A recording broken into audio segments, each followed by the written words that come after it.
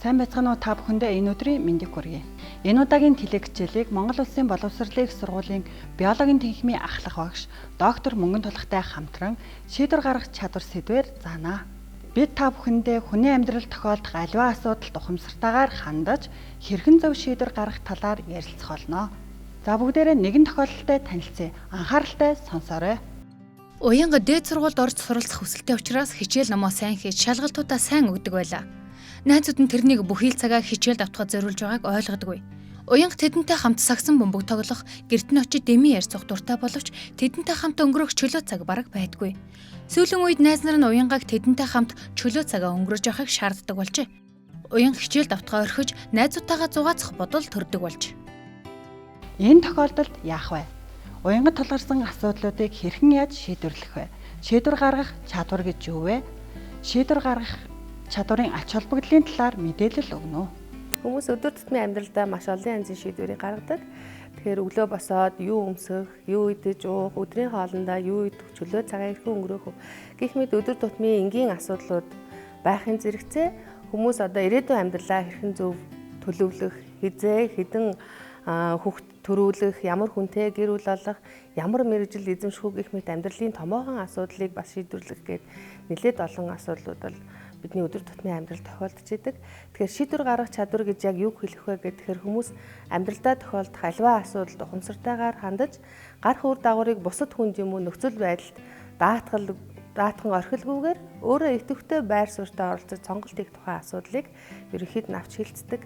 За мөн тухайн нөхцөл байдалд байж болох хуйлбарт сонголтуудыг сонгож тухайн гарах үр дагавар сонголт тус бүрийн давуу болон сул талыг тооцоолж өөрийнхөө эрхэмлэх үнэт зүйл болон дотоод мэдрэмжийг цэгнэж үзэх гэх мэт маш олон асуудлуудыг өргөн хүрээнд авч үздэг ийм ойлголт байгаамаа. За тэгээ шийдвэр гаргах чадвар яг яагаад чухал вэ гэдэг. Тэгэхээр хүмүүс одоо шийдвэр гаргах чадварыг зохих төвшөнд эзэмшээгүй, туршлага байхгүй тийм хүмүүс альва шийдвэрийг гаргахад олон янзын бэрхшээлтэй тулгардаг. Тэгэхээр хамгийн эхлээд тэд ихэнх үедээ өөрийнхөө амьдралд чухал ач холбогдолтой чухал нөлөө бүхий шийдвэрийг гаргахаас зайлсхийх юм уу хойшлуулахад хүрч тухайн хүн сонголтоо зөв хийх боломжоо бас алдахад хүрдэг. За улмаар тэд хяналтаа алдаж байгаагаа мэдэрч өөрт нь хэцүү, эвгүй санагдаж сэтгэлийн хямралд орсноор хүсээгүй холбоо харилцаа нөхцөл байдалд орох ийм бас үр дагаварт хүрж болдог. За мөн тухайн асуудалтай холбоотой бусад хүчин зүйлийг харгалзан үзэлгүйгээр тааруухан шийдвэр гаргахад хүрч улмаар өөрөө харамсаж мэдэх үр дагавар нөхцөл байдалд бол орох магадлалтай. Тэгээд улмаар хамгийн эцэст нь тэд яах вэ гэхээр өөрсдийнхөө одоо ямар ч ирч хүчгүй, ямар ч эрх мэдлгүй болсон гэж бодох. Эсвэл одоо зөв шийдвэр гаргах гэсэн орлого хийгээд байгаа хэрнээ өөрөө хүсээгүй үр дагавартай тулгарч байгаагаа мэдрэх, түүндээ сэтгэлээр унах, сэтгэл хангалуун биш болох. За тэгээд амьдралдаа итгэлгүй, гутранг үзэлтэй болох. За тэгээд мөн өөрийнх нь одоо ирээдүйн амьдрал нь одоо амжилт бүтээлээр хомсхон болж байгаа гэх мэт маш олон янзын тийм сөрөг мэдрэмжүүдийг өөртөө авдаг. Тэгэхээр шийдвэр гаргах чадвар гэдэг маань бидний өдөр тутамд тохиолддог аливаа асуудлыг шийдвэрлэхэд тусалдаг бидний одоо зайлшгүй эзэмших ёстой нэг чухал чадварын нэгэ. За тэгэхээр шийдвэр гаргах чадварын тухай ярьж байхад шийдвэр гаргах хэлбэр болон шийдвэр гаргах загварууд гэж байдаг. Тэгэхээр олон хэлбэрүүдийг ашиглаад хүмүүс одоо тухайн түрүүн хэлсэнчлэнтэй өдөр тутмын болон ирээдүйн амьдралдаа гаргадаг олон асуудлыг бол шийдвэрлэдэг юм байна. За тэгэхээр хамгийн нэгдүгээрт нь одоо энэ хүсэл мөрөөдлийн хэлбэр гэж байна. Тэгэхээр хүсэл мөрөөдлийн хэлбэр гэдэг нь болохоор тухайн нөхцөл байдалд урган гарах эрсдэл болон тэр бусад зүйлийг бодтойгоор бодож ерөөсөө эрх зүйр тунгаан бодлогоогоор шууд одоо хамгийн сайхан үр дагаврыг бодож одоо итгэн тэр тухайн одоо шийдвэрийг гаргах энэ хэлбэр. Тэгээ тухайлах юм бол одоо гадаад улсад суралцсанаа гэдэг. Тэгэхээр түүнийг одоо шууд одоо өөрийнхөө гадаад буюу Америк ч юм уу хөгжилтэй улс орнд суралцах гэсэн хамгийн тэр сайхан гоё ирээдүйг хараа шууд зөвшөөрдөг. Тэрний эсрэг талд маш олон гадаад сурагч маш олон янзын асуудлууд тулгамддаг эдийн засаг, байр, хоол, одоо мөнгө төгрөгийн гэдэг ингээд маш олон асуудлуудыг үл бодож тухайн үед төрсэн хамгийн анхны мэдрэмжээрээ шууд одоо шийдвэрийг гаргаад тийм эсвэл үгүй гэдэг хариултыг гаргаж байгаа энэ хувилбар жишээ нь байдаг. Тэгэхээр энэ хүсэл мөрөөдлийн хэлбэр бол ялангуяа өсвөр насныханд ялангуяа бас их нэлээд түгээмэл юм хэлбэр. За дараагийн нэг хэлбэр нь болохоор зүхтэн зайлах хэлбэр гэж хэлээ да. Тэгэхээр энэ зүгтэн зайлах хэлбэр гэдэг нь болохоор тухайн одоо асуудлыг тухайн шийдвэрийг гаргахдаа хамгийн их таалагдж байгаа шийдэл гэдэгтээ бус харин муу үр дагавар гарахгүй гэсэн тэр айдас тэр зүйлээс зайлсхийх зорилгоор гаргаж байгаа энэ сонголтыг болохоор зүгтэн зайлах хэлбэр гэдэг байгаа. Өөрөөр хэлэх юм бол тэгчихвээ, ингэчихвээ гэсэн тэр айцаасаа болоод тухайн одоо асуудлыг сонгохгүй байх, тухайн шийдвэрийг гаргахгүй байх гэсэн энэ хэлбэр байгаа. За дараагийнх нь болохоор аюулгүй хэлбэр гэж байна. За энэ болохоор хамгийн одоо бага эрсдэл агуулсан шийдлийг сонгох, өөрөөр хэлбэл баталгаатай хувилбарыг сонгох. Тэгэхээр энэ бол одоо шийдвэр гаргахын олон хэлбэрүүдийн дундаас бас нэлээд үр дүнтэй сайн аргын нэг болдог. Өөрөөр хэлэх юм бол аюулгүй хэлбэр гэдэг нь тухайн одоо шийдвэрээс гарч болох бүх одоо эрсдэл, сөрөг муу талуудыг нь тунгаан бодоод эцсийн одоо зөв шийдвэрийг гаргах гэсэн ийм хэлбэр байгаа. За дараагийнх нь болохоор бодлогоо дорн шийдэх хэлбэр гэж байгаа. Тэгэхээр энэ болохоор тухайн үед одоо ямар ч одоо гарах үр дагаврыг нь бодлогоогоор өөр төрсөн хамгийн анхны шийдвэрийг шууд гаргаж байгаа энэ хэлбэр өөрөөр хэлэх юм бол тухайн үед гарсан шууд сэтгэл хөдлөлөөр асуудлыг шийдэх гэсэн энэ хэлбэр байгаа. За дараагийн 5 дахь нь болохоор хувь заяандаа найдах хэлбэр. Үүссэн асуудлыг хувь заяандаа даатхан орхих, эсвэл нөхцөл байдал аяндаа шийдээд өгнө гэж найддаг. Тэгэхээр хүсэл мөрөөдлийн хэлбэртэй ойролцоо юм шиг боловч зөвхөн одоо өөрийнхөө хувь заяандаа даатгаж орхидог ийм хэлбэр байгаа. Энэ бол бас залуучууд насан туршидад бас хэлбэг тохиолддог ийм хэлбэр байгаа. За дараагийнх нь аялдан дагах хэлбэр. Тэгэхээр энэ бол хүмүүсийн дунд манай ард түмний дунд бол нэлээд түгээмэл байдаг, нас харгалзалгүй тохиолддог ийм хэлбэр.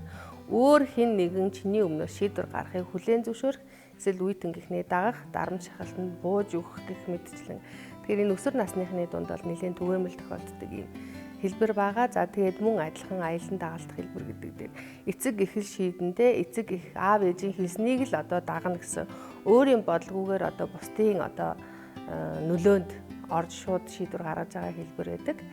За дараа нь болохоор хойшлуулах хэлбэр гээд энэ бол бас нэлээд түгээмэл. За дараа нь хий чин тэгж байгаа болчиндоо гээд дараагийн одоо нэг үүсэх үр дагавар эрслийг бодлогоогоор тухайн асуудлыг хойш нь тавиад байгаа энэ арга. Тэгэхээр энэ хойшлуулах хэлбэр бол нэлээд бас үр дүн муутай аргын нэг тооцогддог. Хойшлуусаар агаад өнөөдрийн хийх ёстой ажлууд нь маш олноор ингэж нөө хуримтлагдсанаар тэр хүн өөрөө эргээд стресст орох, бухимдах, сэтгэлээр унах гэд ингээд бусад одоо нөгөө эрсдлүүдийг дагуулах юм сөрөг нөлөөтэй үр дагавартай ийм арга гэж үздэг. За дараагийнх нь болохоор амь тэмцэх хэлбэр гэж байгаа. За тухайн одоо гаргаж байгаа шийдвэрийн хувилбар маш олон байдаг. Тэр дундаас яг юу хийхээ мэдхээ байж яг алийг нэ ямар хугацаанд яаж хийх үү гэдэг асуудал ингээд ороод маш одоо ихээр бухимдаж ялж сонголтыг хийж чадлагүйгээр орхих ийм одоо хэлбэр байдаг. Энэ болохоор одоо нөгөө ажиллаа хийдтэй нөгөө хойшлуулсан төлөвлөлтгүй замбраагүй хувийн зохион байгуулалт муутай хүмүүст бол энэ хэлбэр бол нэлээд түгээмэл бол гардаг ийм хэлбэр байгаа. За дараагийнх нь болохоор төлөвлөх. Тэгэхээр энэ төлөвлөх гэдэг маань болохоор байгаа бүх сонголтондоо үнэлгээ өгч хамгийн үр дүнтэй бөгөөд өгөөжтэй хувилбарыг сонгоод тэр тухайн шийдвэрийг гаргах гэдэг. Тэгэхээр энэ төлөвлөх одоо энэ хэлбэр гэдэг маань бидний дараагийн үзэх одоо төлөвлөх гэдэг амьдрах ухааны нэг чухал чадвартай бол шууд холбоотой зүйл. Ер нь манай энэ амьдрах ухааны энэ чадварын цуврал хичээлээр үзүүлж байгаа бидний та бүхэн танилцуулж байгаа хичээлүүд маань хоорондоо бүгд нэгт уялдаа холбоотой ийм зүйлүүд байдаг гэдгийг та бүхэн бас эндээс анзаарч байгаа хаа. Тэгэхээр төлөвлөх хэлбэр гэдэг маань бидний энэ шийдвэр гаргах үндсэн 10 хэлбэр дотроос хамгийн одоо эерэг үр дүнд хүргэдэг одоо ийм одоо сайн хэлбэрээ гэж үздэг. За хамгийн сүүлд нь болохоор дотоод мэдрэмжээрээ шийдэх хэлбэр. За энэ болохоор тодорхой бус эргэлзээтэй мэдрэмжийн үндсэн дээр юм уу инхэн зүйтэй гэж бодогдож байгаагийн үндсэн дээр шийдвэр гаргах. Яг тухайн нөхцөл байдал танд аль шийдвэр нь илүү бага вэ? Аль нь танд илүү таалагдж байгаа гэдэг тэр өөрийнхөө тухайн үед төрсэн тэр дотоод мэдрэмжтэй итгэж одоо шийдвэр гаргаж байгаа энэ хэлбэр байдаг. Тэгэхээр ийм олон одоо үндсэн 10 хэлбэрийн шийдвэрүүд байдаг. Энээс гадна одоо мөн олон одоо шийдвэр гаргалтын хэлбэрүүд хүний амьдралд бол тохиолдож байдаг. Тэгэхээр эндээс хүмүүс одоо бид нар хамгийн гол нь юуг ойлгож авах вэ гэхээр энэ олон арга хэлбэрүүдээс хамгийн эрсдэл багтай эерэгтэй үр дагаврыг авчрах тэр арга хэлбэрийг сонгож амьдралтаа хэвшил болгох нь бидний энэ одоо хичээлийн гол зорилгоо гэж та бүхэн ойлгоорой. За шийдвэр гаргах хэлбэрийн зэрэгцээ шийдвэр гаргах хэд хэдэн загварууд бас санал болгодог. Тэгэхээр энд болохоор дэлгэцэн дээр 4 алхамт үйл явцыг харуулж байна. Тэгэхээр одоо шийдвэр болгоны үр дүнд ард шийдвэр болгон өөрийн гэсэн давуу болон сул талтай мөн үүсэх үр дагаврууд бол харилцан адилгүй байдаг. Тэгэхээр одоо тухайн ямар нэг шийдвэрийг гаргахдаа хувилбарт бүх сонголтуудыг нэгдүгээрт бол гаргадаг. За тэгээд тухайн шийдвэрт хувилбар бүрийнхээ давуу талыг нь бүгдийг жагсааж бичдэг. Тухайн шийдвэрийг гаргаснаар ямар эерэг үр дүнд хүрч болох вэ гэдэг давуу талыг жагсаад, за 3 дахь нь болохоор сул талыг нь мөн адилхан жагсааж бичээд эцсийн үр дагавар нь юу байж болох вэ гэдэг дээр тухайн асуудал дээр дүгнэлт өөрийнхөө урьдчилсан байдлаар дүгнэлт гаргадаг. Хийдэг. Тэгээд энэ 4 алхамтын үснэгтийг өөртөө бүтээгээд хамгийн олон давуу тал бичигдсэн тэр шийдвэрийг гаргах нь таны амьдралд чухал үр дүнтэй болно гэж үздэг. За дараагийн нэг загвар нь болохоор тоо матрицын арга гэж байгаа. Мөн адилхан тухайн асуудлыг шийдвэрлэх хэд хэдэн боломжит хувилбаруудыг сонгодог. За тухайн боломжит хувилбаруудынхаа гарах үр дагавруудыг нь жагсааж бичнэ. За тэгэхээр ямар үр дагаврууд байж болох вэ? Тухайлх юм бол энэ дэлгэцэн дээр харагдаж байна. Тэгэхээр чимгээгээд өсвөр насны охины жирэмсэлсэн тухайн жирэмслэлтэй хэрхэн шийдэх вэ гэдэг талаар шийдвэр гаргах энэ загварыг бол санал болгосон байдаг.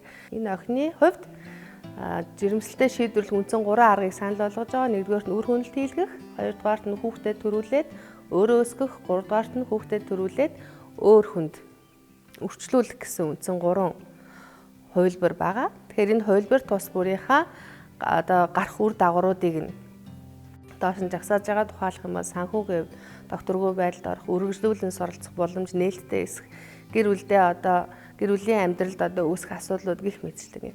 Тэгэхээр тухайн асуудал болгондоо оноо өгж оноожуулаад эцсийн дүнд нь бүх нийлбэр оноог нь бодоод хамгийн өндөр оноо авсан тэр шийдвэр нь тухайн хүүхдийн хувьд хамгийн эрсдэл багтай зөв шийдвэр нь гэж тооцдог ийм арга байгаа. Тэгэхээр энэ бол зөвхөн загвар үзүүлсэн байгаа. Тэгэхээр та бүхэн энэ талаар өөрийн харьяалагдах аймаг сум дүүргийнхээ албан бус насан туршийн боловсролын төв хандаж илүү дэлгэрэнгүй мэдээлэлтэй болж амьдралдаа хэрэгжүүлээрэй.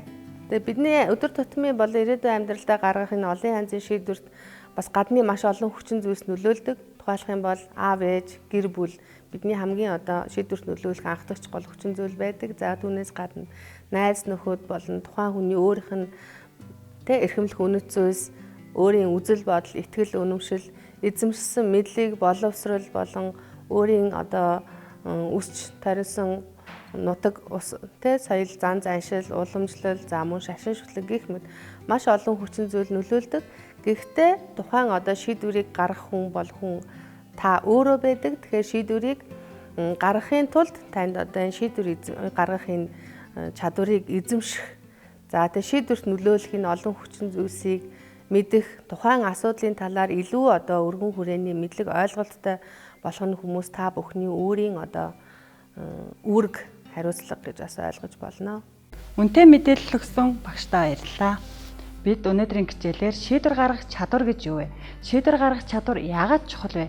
Шийдвэр гаргахад нөлөөлдөг хүчин зүйлсийн талаар зохих мэдлэгтэй боллоо. Зөв шийдвэр гаргаснаар бидний амьдралд ямар ач холбогдолтой талаар дараах хөтөлбөрөөс танилцгаая. Энэ бол уянга Чингүн 2. Уянгааг аав ээж нь үргэлж хайрлаж хамгаалж, буруу зүйл хийхэд нь яагаад тийм үйлдэл хийж болохгүй талаар тайлбарлаж ойлгуулдаг байв. Уянгааг өсвөр наснд хүрэхэд нь аав ээж нь зөв шийдвэр гаргаж сурахад нь тусалж, өөрсдийн үйлдэлээрээ үргэлж зөвөр үлгэрлэж өсгөжээ. Тиймээс уянгаа том болоод өөртөө итгэлтэй, бусдыг ойлгодог сайхан сэтгэлтэй, өөрийн хүссэн мэргэжлийн эзэмшин сайхан амьдарч байв. Бид бусдын санаа бодлыг сонсох нь зөв боловч эцсийн шийдвэрийг та өөрөө гаргах болно гэдгийг ойлгож авсан гэдэгт итгэлтэй байна. Амьдрах ухааны үндсэн чадвар болох шийдвэр гаргах чадварын талаарх мэдээллийг дараах холбоосоор аваарай. Анхаарал хандуулсан явдалд баярлалаа.